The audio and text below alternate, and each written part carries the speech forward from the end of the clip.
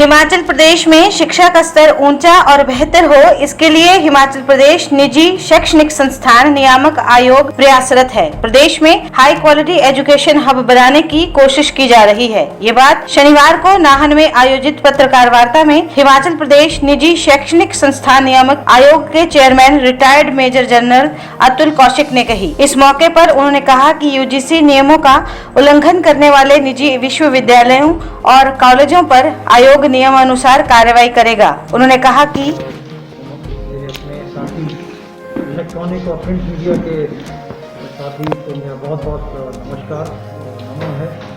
और मेरा आज यहाँ आप लोगों से मिलना, इंटरेक्ट करना, उसका मेन मुद्दा यह है कि मैं आप लोगों के माध्यम से सिरमौर ज़िला में, नाहन शहर में, पौटा, जितने भी हमारे शहर और गाँव हैं, वहाँ तक ये बता सकें कि हिमाचल प्रदेश निजी शिक्षा नियामक आयोग का क्या कार्य है, उसका मैंडेट क्या है और उस मैंडेट में हम क्या क्या कर सकते हैं और किस हिसाब से आगे हमें अगले 1-1.5 साल में चलना है।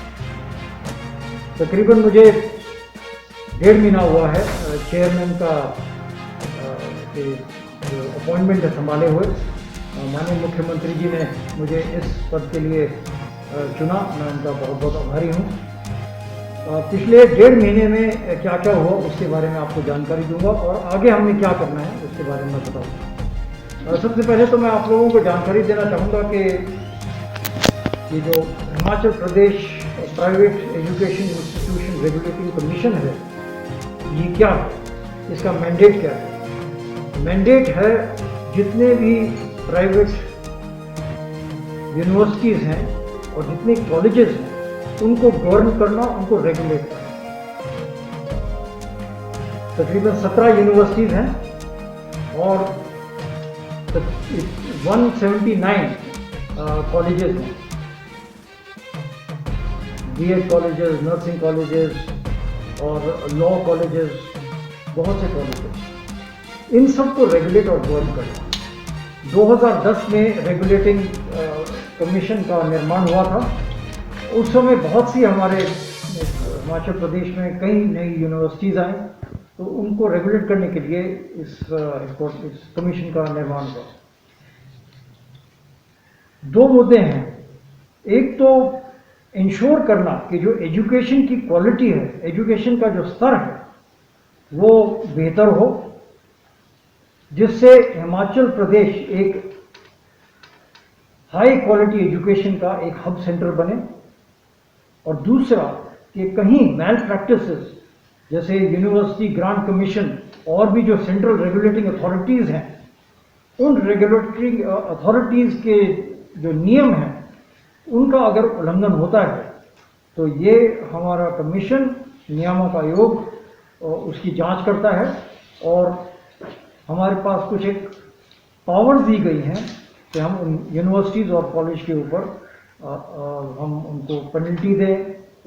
उसमें कई विषय हैं कानून के। हम आपको जैसे मालूम है 1-2 यूनिवर्सिटीज़ के ऊपर अभी कार्रवाई चल रही है CID और SID की। कुछ एक जगहों में हमने पेनल्टी दी है, गलत मैल प्रैक्टिसेस की वजह से उनको पेनल्टी भी देनी पड़ी। कई जगह हमें गवर्नमेंट को हम सिफारिश भी कर सकते हैं कि यूनिवर्सिटी या कॉलेज को, अगर वो रेगुलेटिंग जो सेंट्रल रेगुलेटिंग अथॉरिटीज़ है उसके हिसाब से ना चले तो हम बंद करने की सिफारिश कर सकते हैं। और विजिलेंस को भी कह सकते हैं कि यहाँ पर गलत हुआ है और विजिलेंस भी अपनी इंक्वायरी कर सकता है।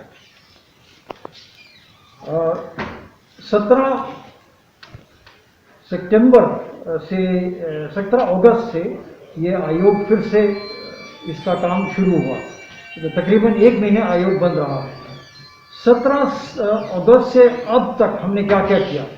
सबसे पहले तो हमने आयोग और जितने भी प्राइवेट यूनिवर्सिटीज़ हैं उनके बीच में कम्युनिकेशन का जो एक ज़रिया है उसको सही बनाने की एक हमने स्टेप्स उठाए हैं। Online communication, online management system का एक हमने फाउंडेशन रखी है और वो सरकार ने अप्रूव कर दी है।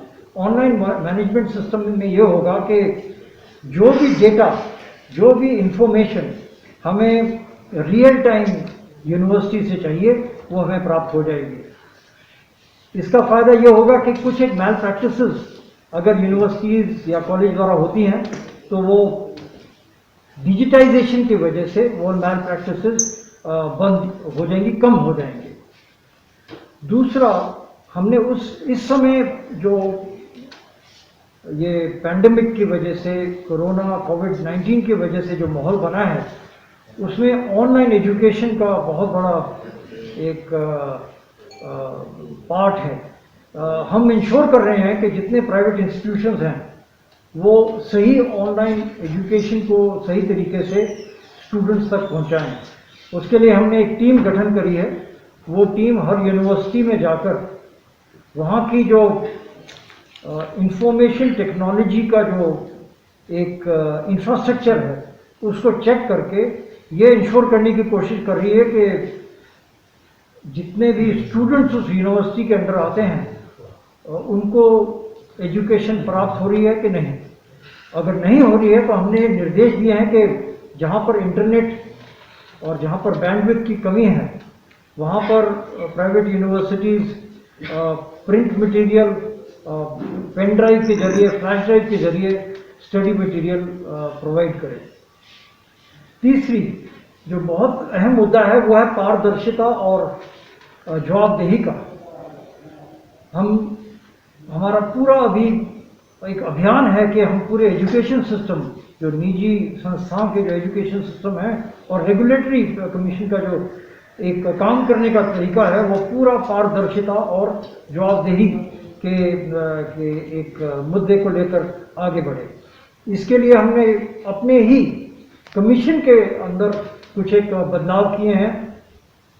हमने एक हाई पावर्ड कमेटी का गठन किया है जो अध्ययन करेगा जितनी भी इंस्पेक्शन रिपोर्ट्स ये हमारी यूनिवर्सिटी से इंस्पेक्शन रिपोर्ट्स आती हैं, उन इंस्पेक्शन रिपोर्ट्स का अध्ययन करके आगे कोर्स की अलॉटमेंट और उन यूनिवर्सिटीज़ क्या वो काबिल हैं उस कोर्स को रन करने के लिए, उस सब का अध्ययन करके हमें रिपोर्ट पेश करेगा।